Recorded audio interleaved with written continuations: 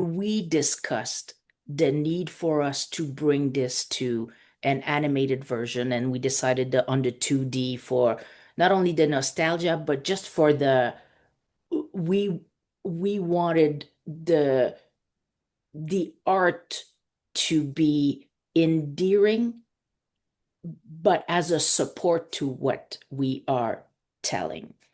And it's a whole. It's not less, it's not more, it's a whole. So when because you had that reflection and you shared it with me, you are looking at your kids and your grandkids, and the way that they are consuming story has evolved, moving away from books. How do you see as a storyteller, how do you see that impact, and how do you transfer your knowledge about story writing to a medium that is evolving in the way that people consume it? What do Great. how Great does that question. reach you? How does that reach you? Well, frankly, as a grandma and a mom, I share, I would imagine, a worldly concern that media and the consumption of material for children has changed. Much of it in the video games that we see is about control, power, victory.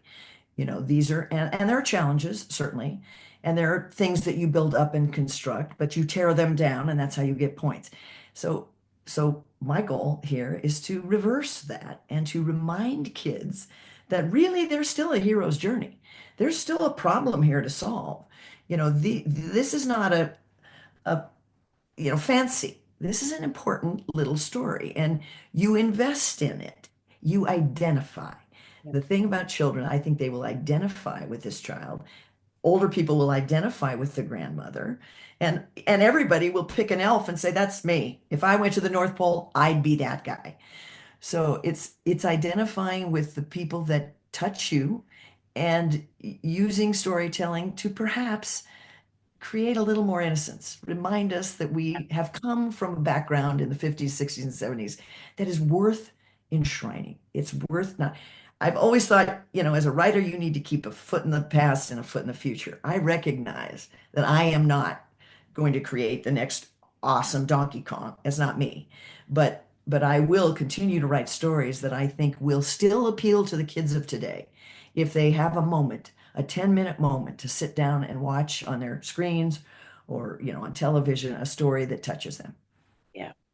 And uh, part of I'm very blessed because I speak to all sorts of people that have amazing talents. And one of the things that came out of my little focus group sessions is the story we've been telling with No Chimney, No Problem. Uh, some folks were saying, "Hey, this would be an amazing Roblox play," as I could totally see a community coming in and people in that community coming in and creating their own way for Santa to get into a house. That's You know, funny. and I was like, That's oh really my funny. God. Oh Yeah. my God. Yeah. Isn't that the best? And they go, yeah. And it would allow for the quirky, the weird, and I'm gonna whoop one up you to get Yeah. Santa into Yeah. that house. Yeah. Which is a good goal. It It's is. a good goal because it has a good outcome. It's not like I want to get Santa in the house to steal all your stuff. I No. want to get Santa in the house to give you presents under your tree. I'm up for that. If this show could launch a Roblox thing or a video game or a dance party or a something or little elves that sit on the shelf at Target, I'm all for that. But it is all in the service of helping and encouraging and delighting and uplifting children at Christmas time.